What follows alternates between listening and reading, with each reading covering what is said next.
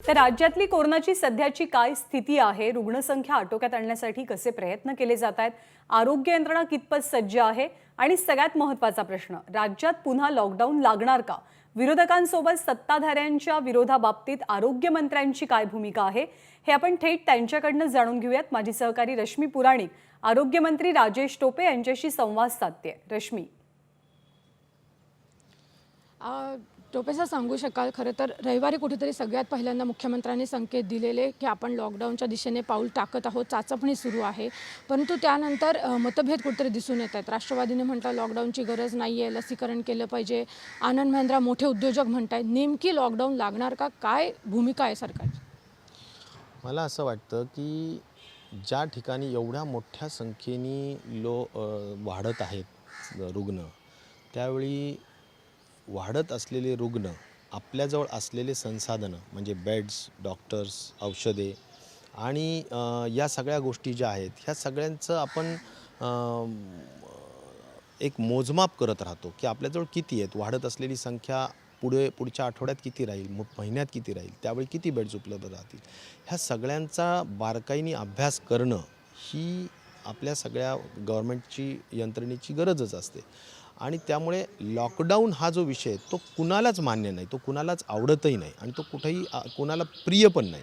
पण परिस्थिती ज्यावेळी येते त्यावेळी याबाबतचा अगदी तहान लागल्यावर विहीर खांदायची हा जो काही म्हण आहे, त्या पद्धतीनं ऐन वेळेवर थोडी करत असतात. त्याची एक अभ्यास करण्याचा विषय असतो. तो माननीय मुख्यमंत्र्यांनी सर्व VCच्या माध्यमातून सर्व वरिष्ठ अधिकाऱ्यांबरोबर, टास्क फोर्सबरोबर, आमच्या हेल्थ डिपार्टमेंटबद्दल आमच्याबरोबर सगळ्यांची चर्चा केलेली आहे. शेवटी जो काही हा जो विषय असतो तो सगळा विचारपूर्वक चर्चा करून, जसं मागे बाबा आपल्याला जरी काही निर्बंध कडक करायचे असतील तर ते कसे करावेत, मग आपल्याला उद्योग क्षेत्राला हात नको लावायला, तिथे रोजगाराचा विषय असतो. जसे अनेक लोक म्हणतात बेरोजगारी वाढू नये. कन्स्ट्रक्शन सेक्टर आहे, मोठं सेक्टर आहे, ज्यामुळे मायग्रंट लेबरचा प्रश्न निर्माण झाला होता, त्याला हात नको लावायला. तर अशा अनेक गोष्टींचा अभ्यास होत असतो आणि त्या अभ्यासातून परिस्थितीवर नजर ठेवून नंतर निर्णय घेतला जात असतो. त्यामुळं हा काही असा ॲब्रप्टली निर्णय घेतला जात नाही अचानकपणे, परंतु त्याचा अभ्यास मात्र करावा लागतो. निर्बंध अधिक कडक करत जावे लागतात. तर चिंता नक्कीच आहे की संख्या वाढते आहे आणि त्या अनुषंगाने आपल्याला लोकांकडून जो प्रतिसाद पाहिजे, ही संख्या का वाढते आहे? शेवटी जनतेचा आणि नागरिकांचा अधिक बिनधास्तपणा हाच त्याचा मुख्य कारणीभूत आहे. आव्हान काय आहे, विनंती काय आहे? आज सरकारकडून, जनतेकडून सरकारला अपेक्षा काय की एकच की कुठल्याही परिस्थितीत आपण जे निर्बंध सांगितलेले ते तंतोतंत पाळा. लग्नांना गर्दी करू नका, गर्दीच्या ठिकाणी उगीचच विनाकारण गर्दी करू नका. त्याचबरोबर खास करून हे जे सोशल डिस्टन्सिंग आहे ते पाळलं पाहिजे, मास्क घातलाच पाहिजे. अनेक गोष्टी ज्या काही सांगितल्या त्या केल्याच पाहिजे. हा जरा एक आपला विषय निश्चित प्रकारे आपण करतो आहोत. आणि माझं सगळ्यात महत्त्वाचा विषय काय आहे की जनतेला मला एकच सांगायचं की मी अलीकडे जे पाहतो आहे, मला एसिम्प्टमॅटिक लोकांची तेवढीशी काळजी वाटत नाही. ते ठीक आहेत, पण ते एसिम्प्टमॅटिक लोक ज्यावेळी घरी होम क्वारंटाईन असतात, बऱ्याच लोकांना छोटे घरं असतात, त्या घरामध्ये खरोखर विलगीकरण कक्षात राहताच येत नाही. त्यामुळे ते स्वतः पूर्ण घराला इन्फेक्ट करतात, मेंबर्सला, आणि ते सुद्धा प्रॉपरली क्लोजली मॉनिटर्ड नसतात. म्हणजे त्यांच्यावर लक्ष ठेवलं जात नाही किंवा उपचार तेवढासा केला जात नसल्यामुळे ते बॅड होतात आणि मग अत्यंत बॅड कंडिशनमध्ये ते त्या ठिकाणी हॉस्पिटलमध्ये येतात. हे चित्र मला ICU आणि ऑक्सिजन बेड्सची ऑक्युपन्सी त्यामुळे वाढलेली आहे. आणि म्हणून माझं आव्हान आणि विनंती माझ्या आरोग्य विभागालाही मी कळवलं की इथून पुढे कुठल्याही परिस्थितीत ज्यांचं घर छोटं आहे, ज्यांना शक्य नाही विलगीकरण कक्षात राहणं, त्यांना सरळ गव्हर्नमेंटच्या CCC हॉस्पिटलमध्ये आणलं पाहिजे. होम आयसोलेशनमध्ये ठेवता कामा नये. कारण होम आयसोलेशनचे थेट पेशंट्स आज हॉस्पिटलमध्ये येत आहेत, ते बॅड कंडिशनमध्ये येत आहेत. त्यांचं SpO2 एकदम 80, 85, 90वर असतं. आणि त्यामुळे मला वाटतं की ही एक महत्त्वाचा बदल झाला पाहिजे आणि तो लोकांनी स्वीकारावा आणि लोकांनी तो पाळावा. हा एक महत्त्वाचा विषय माझा मनापासूनचा सांगायचा आहे. आणि दुसरा महत्त्वाचा आहे लसीकरणाच्या संदर्भातला एक महत्त्वाची विनंती मला लोकांना करायची आहे की आपण महाराष्ट्रामध्ये नंबर 1ला आज लसीकरण देशामध्ये करतोच आहोत, परंतु लसीकरणामध्ये अधिक गती वाढवायची आहे. आज आपल्याला ही गती वाढवायची असेल आणि जे टार्गेटेड पॉप्युलेशन दिलेलं आहे 1,77,00,000, मग त्यात हेल्थ वर्कर्स आले, फ्रंटलाईन वर्कर्स आले आणि आता 45 वर्षाच्या वरचे सर्व लोक आले. या लोकांनाचं लसीकरण करून घेण्यासाठी महाराष्ट्रातल्या तरुणाईनं आता पुढे आलं पाहिजे. आणि आपण जसं सामाजिक आणि राजकीय संघटनांचे कार्यकर्ते जसे जीव टाकून काम करतो, त्याच पद्धतीनं या सर्व कार्यकर्त्यांना मला आव्हान आणि विनंती करायची आहे की आपण वन बूथ 10 यूथमध्ये आपल्या मतदारांना बाहेर काढतो आणि मतदार केंद्रावर घेऊन जाऊन मतांचा टक्का वाढवण्याचा प्रयत्न करतो. त्याच धर्तीवर आपण आपल्या 45 वर्ष वयोगटातील वरिष्ठ लोकांना आपण निश्चित प्रकारे आपापल्या बूथवरून बाहेर काढलं पाहिजे आणि जवळच्या लसीकरण केंद्रावर जाऊन लसीकरण करून घेतलं पाहिजे, अशी माझी नम्रपूर्वक आव्हान आहे. आणि मला विश्वास आहे की यामुळे खूप गती वाढेल. सर्व ठिकाणी आपण लस उपलब्ध करून दिलेली आहे, व्यवस्था सगळी आहे, डॉक्टर्स आहेत, नर्सेस आहेत, आपली कोल्ड चेन उपलब्ध आहे, सगळ्या गोष्टी आहेत. फक्त गरज आहे की आपण सगळ्यांनी मिळून टीमवर्कनी काम करावं आणि यामध्ये आपला सहभाग नोंदवावा, आपलं देशप्रेम सिद्ध करावं, आपलं राज्यप्रेम सिद्ध करावं आणि आपण समाजाचं काही देणं लागतो आहोत, हा जो एक सामाजिक विचार आहे हा पण निश्चित प्रकारे यातून सिद्ध होतो. म्हणून तरुणाईला माझं नम्रपूर्वक आव्हान आहे की लसीकरणात सहभाग नोंदवा. पण माझा प्रश्न पुन्हा राहतो आहे अनुत्तरित, की लॉकडाऊन लागणार की फक्त निर्बंध अजून कडक होणार? आज तरी निर्बंध कडक करण्याच्याच सूचना त्या ठिकाणी देण्यात आलेल्या आहेत, परंतु लॉकडाऊनच्या संदर्भात ज्यावेळी आपले बेड्सची संख्या ही जी वाढत असलेल्या रुग्णांच्या संख्येपेक्षा कमी असते, त्यावेळेस आपल्याला लॉकडाऊनचा सुद्धा पर्याय नाही म्हणून एकदम लास्ट सोल्युशन म्हणून ते करावं लागतं. तर आपण त्यावर लक्ष ठेवून आहोत की आपले बेड्सची संख्या किती आहे, आपल्याला येणारी संख्या किती आहे, ते आपण बेड्सवर ऑक्युपाई करू शकतो का, आपले डॉक्टर्स, आपले मेडिसिन्स, सगळ्याच गोष्टींचा आपण विचार करतो.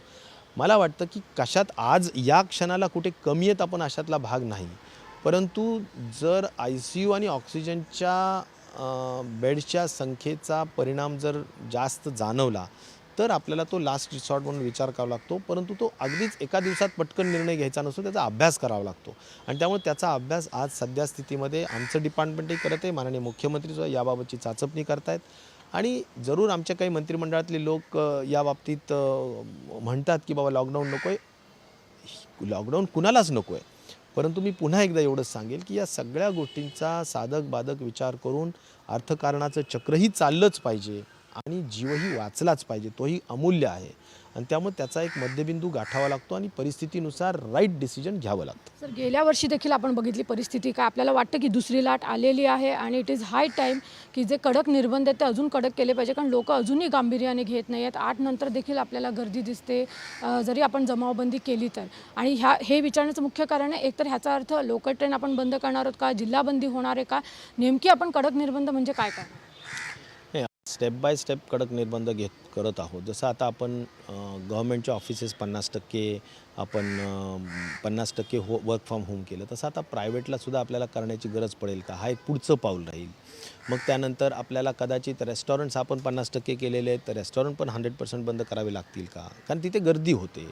त्यानंतर थिएटर्स आहेत 50% आपण ठेवलेले आहेत, ते पूर्ण बंद करता येतील का. ह्या स्टेप बाय स्टेप आपण जसं म्हणतो की गर्दीचे ठिकाणं टाळण्याच्या दृष्टिकोनातून ह्या काही गोष्टी कराव्या लागतात.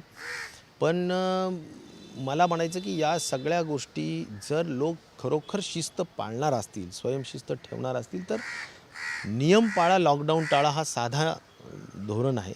तर मला वाटतं जर नियम कडक पाळली, संख्या जर आपण रोखू शकलो, तर मला वाटत नाही लॉकडाऊनची गरजसुद्धा पडेल. सर, पण हे चित्र काय की एकीकडे आपण दिवसाला 3 लाख करोनाचे डोस देण्यासाठी आपण मेहनत करतो आणि दुसरीकडे तितकीच रुग्णसंख्या, म्हणजे अगदी परवा आपण 40,000 रुग्णसंख्या टच केली, जी आत्तापर्यंत सगळ्यात जास्त आहे. हे नेमकी काय सुरू आहे? कारण असं आहे का की करोनाचा पहिला डोस घेतल्यानंतर पण लोक पॉझिटिव्ह होतात आणि ती संख्या वाढते? कोरोनाचं पॉझिटिव्ह होण्याचा विषय हा असा आहे की डोस पहिला घेतल्यानंतर होणार नाही असं कोणी सांगू शकत नाही. दुसरा डोस घेतल्यानंतर म्हणजे पहिला आणि दुसऱ्या डोसमध्ये कोवॅक्सिनमध्ये 28 दिवसाचं अंतर आहे आणि दुसरा डोस घेतल्यानंतर 15 दिवसानंतर त्याच्यामध्ये न्यूट्रलायझिंग अँटीबॉडीज तयार होतात असे जे तज्ज्ञ आहेत ते सांगतात. तर यानंतर शक्यता आहे, आपण असं म्हणतो की त्याची जी इफिकसी असते ती साधारण 71% आहे, म्हणजे या 71% लोकांना होणारच नाही. परंतु 20-25% लोक आहेत की ज्यांच्यामध्ये पुन्हा होऊ शकतो आणि अशी काही तुरळक उदाहरणं आपल्या नजरेसमोर आलेले आहेत. परंतु काही जरी झालं तरी ते एक कवच कुंडल आहे आणि त्यामुळे आपल्याला आपल्यामध्ये एक अँटीबॉडीज लढण्याची प्रतिकार करण्याची शक्ती निर्माण होते आणि ते करून घेतलंच पाहिजे. ती सुरक्षित लस आहे, मोफत लस आहे, कोमॉर्बिड असलेल्या लोकांनासुद्धा कुठलाही दुष्परिणाम न करणारी लस आहे. त्यामुळे सगळ्यांनी लसीकरण करून घ्यावंच असं मी अतिशय नम्रपूर्वक आव्हान या ठिकाणी पुन्हा एकदा करतो. सर, पण आपण बघितलं मुंबई असेल किंवा ग्रामीण भागातनं पण आता तक्रारी वाढायला लागल्यात की बेडच उपलब्ध नाही आहे. अनेक ठिकाणी वेटिंग आहे. अगदी मुंबईसारख्या ठिकाणी पण आपण बघितलं खाजगी रुग्णालयांमध्ये बेड मिळत नाही आणि लोकांची मागणी वाढत चालली आहे. मग यावर काय पाऊल उचलणार राज्य सरकार म्हणून, काय पॉलिसी डिसिजन? नाही, राज्यभरात बेड उपलब्ध नाही अशातला प्रकार नाही आहे, परंतु काही सिटीजमध्ये थोडीफार कष्ट घ्यावे लागतात. ही वस्तुस्थिती नाकारता येऊ शकत नाही आणि त्या अनुषंगाने सर्वच हॉस्पिटल्सला त्या त्या कॅटेगरीजचे बेड्स वाढवण्याच्या सूचना देण्यात आलेल्या आहेत. पूर्ण क्षमतेने या सगळ्या गोष्टी केल्या जात आहेत. पण शेवटी एक आहे की नुसते बेड्स वाढवून चालणार का? त्याला लागणारे फिजिशियन्स, त्याला लागणारे इंटेन्सिव्हिस्ट ते सुद्धा पाहिजेत. तुम्ही औषधे आणू शकतात, पण डॉक्टर्स कुठून आणणार? त्यामुळे या सगळ्याच गोष्टींचा आपल्याला विचार करावा लागत असतो आणि म्हणून टेली-ICU किंवा ई-ICU ज्याला म्हणतो आम्ही, त्याचाही उपाय आपण काही Tier 2, Tier 3 सिटीजमध्ये करतो आहोत की जेणेकरून आपल्याला मुंबईमध्ये बसणारे अगदी तज्ज्ञ डॉक्टर्ससुद्धा राईट सल्ला देऊन आपला उपचार करू शकतात आणि म्हणून त्याही गोष्टींचा उपयोग छोट्या छोट्या टाउन्ससाठी, छोट्या छोट्या शहरांसाठी करण्याचा प्रयत्न चालू आहे. एकंदर सगळ्या गोष्टींवरचे उपाय आम्ही दर आठवड्यातून एकदा दोनदा VCsवर सारख्या चर्चा करून जे जे प्रश्न निर्माण होत आहेत त्याचं उत्तर शोधण्याचं काम आपण करतो आहोत. या क्षणाला एकदमच बेड मिळत नाही असं मी निश्चित प्रकारे परिस्थिती नाही आहे, पण कष्ट जरूर काही सिटीजमध्ये घ्यावे लागत आहेत. त्या बाबतीत आम्ही लक्ष ठेवून आहोत आणि त्या ठिकाणी बेड्स वाढवत आहोत. गेल्या वर्षी आपण जसं केलं 80% बेड आपण आपल्याकडे घेतले आणि मग नंतर आपण वॉर रूममधनं सांगितलं बेड कसे अलॉट करायचं, असं राज्यभर आपण धोरण घेणार का? निश्चित प्रकारे कालच्या VCमध्ये आम्ही ठरवलेलं आहे की ऑक्सिजनचं निर्माण होणारं पर्सेंटेज जे आहे राज्यामध्ये, ते पूर्वी जसं आम्ही 80% मेडिसिन आणि 20% इंडस्ट्री दिलं होतं त्याच पद्धतीचा निर्णय काल घेण्यात आलेला आहे. 80% ऑक्सिजन इंडस्ट्रीला देतो आहे, 20% आपण 80% आपण मेडिसिनला देतो आहे आणि 20% आपण इंडस्ट्रीला देतो आहे. त्याचबरोबर प्रायव्हेटमधले सगळे 80% बेड्स हे आता पूर्ण कोविडसाठी ताब्यात घेतलेच पाहिजे आणि आपले ऑडिटर्स ठेवून त्यांच्यावर बिलांवर सुद्धा नियंत्रण ठेवलंच पाहिजे. या पद्धतीचा संपूर्ण सूचना देण्यात आलेल्या आहेत. अनेक सिटीजमध्ये अजून कलेक्टर्स फार स्लोली 50%च घेत आहेत, 60% घेत आहेत. माझं म्हणणं आहे की आता वाढत असलेली संख्या लक्षात घेता त्यांना आम्ही पूर्ण सूचना दिलेल्या आहेत की आता नॉन कोविड पूर्ण ॲक्टिव्हिटीज थोड्या थांबवल्या पाहिजे. प्लॅन्ड सर्जरीज ज्या आहेत त्या पुढे ढकलल्या पाहिजे आणि मला असं वाटतं की कोविडसाठी पूर्ण लक्ष केंद्रित करून 80% बेड्स कोविड हॉस्पिटलमध्ये पूर्णतः कलेक्टर्स आणि कमिशनर्सनी ताब्यात घेऊन त्या अलॉट केल्या पाहिजे, जेणेकरून बेडची संख्या कुठेही कमी पडता कामा नये. सर, अजून एक प्रश्न, अनेक ठिकाणी आपण सांगितलेलं आहे लग्न असतील, कोणतेही समारंभ असतील तर तिथे 50पेक्षा लोक नसली पाहिजे, परंतु हे नियम पाळले जात नाही. आजही लग्नांना मोठ्या प्रमाणावर गर्दी होते.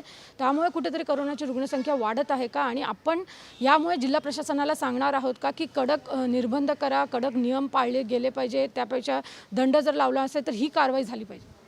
मला वाटतं की निर्बंधाचे जे 2 नोटिफिकेशन्स काढलेत 15 मार्च आणि आता 3 दिवसापूर्वी एक, त्याच्यामध्ये ह्या सगळ्या गोष्टींच्या सूचना देण्यात आलेल्या आहेत आणि त्याच्यावर आता त्या त्या विभागाचे सचिव अत्यंत कडक पद्धतीनं लक्ष ठेवून आहेत आणि कुठेही या नियमांचा उल्लंघन केला तर कडक कारवाई कराच अशा पद्धतीच्या सूचना देण्यात आलेल्या आहेत. मला वाटतं अशा पद्धतीचा अनुभव आता खालच्या स्तरावर पाहायला मिळेल, कारण शेवटी त्याशिवाय गत्यंतर नाही. जर लॉकडाऊन टाळायचा असेल तर अशा पद्धतीचे कडक निर्बंध करणं हे तरी आजच्या वेळेच्यानुसार खूप गरजेचं आहे. माझ्या महाराष्ट्राच्या जनतेला पुन्हा नम्रपूर्वक आव्हान आहे की या सगळ्या सरकारच्या आव्हानांना आपण खूप सकारात्मक प्रतिसाद द्यावा अशी माझी विनंती आहे. शेवटचा प्रश्न, लसीकरणात आपण जसे नंबर 1 वर आहोत तसंच करोना रुग्ण संख्यामध्ये देखील आपण संपूर्ण देशात नंबर 1 वर आहोत.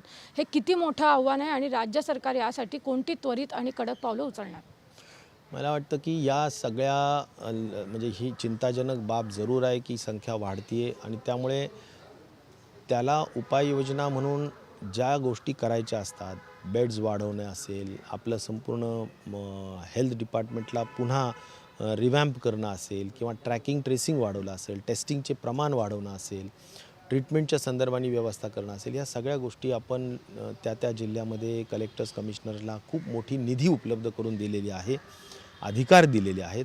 त्यामुळे मला म्हणायचं की अधिकार दिलेत आणि निधी दिली तर आता कलेक्टर कमिशनरनी त्या जिल्ह्यामध्ये आपली आरोग्य व्यवस्था सक्षम करण्याचं काम केलं पाहिजे.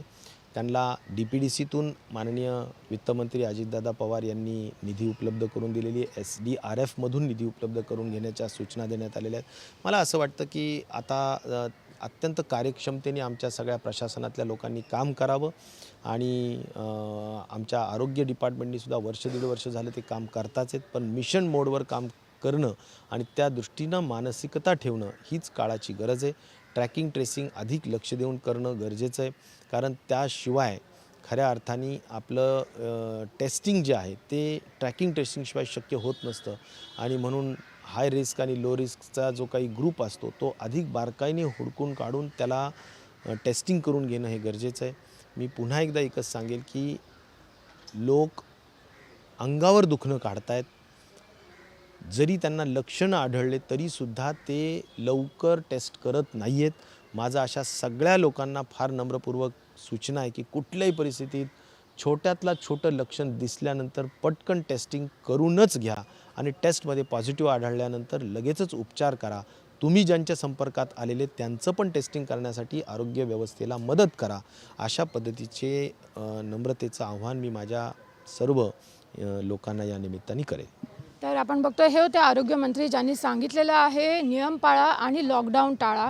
ज्या पद्धतीने लोकांना सांगण्यात येत आहे ते नियम पाळले पाहिजे. लसीकरणासाठी देखील लोकांनी स्वतःहून आलं पाहिजे आणि कोणतीही लक्षणं दिसली तर लगेच टेस्टिंग देखील केलं पाहिजे. हे आवाहन देखील आरोग्यमंत्र्यांनी केलेलं आहे. ज्ञानदा. रेश्मी, धन्यवाद या माहितीबद्दल. त्यामुळे नियम पाळा आणि लॉकडाऊन टाळा ही आरोग्यमंत्र्यांची सूचना आहे. लॉकडाऊनपासून वाचण्याचा त्यांचा हा मंत्र आहे. उपलब्ध बेड्सची संख्या आणि रुग्णसंख्या याचा ताळमेळ पाहिला जातो, तो जोडला जातो आणि मग लॉकडाऊनचा निर्णय घेण्यात येईल असं आरोग्यमंत्र्यांनी म्हटलंय. सध्या तरी निर्बंध आणखी कडक करण्यावरती आणि जर कोणी नियम मोडत असेल तर त्यांच्यावरती कारवाई करण्यासंदर्भात विचार सुरू आहे असं आरोग्यमंत्र्यांनी सांगितलेलं आहे. त्यामुळे नियम पाळण्याची सर्वांनी गरज आहे. लसीकरणालाही चांगला प्रतिसाद द्या असं आवाहन त्यांनी राज्यभरातल्या जनतेला केलंय. ABP माझा, उघडा डोळे बघा नीट.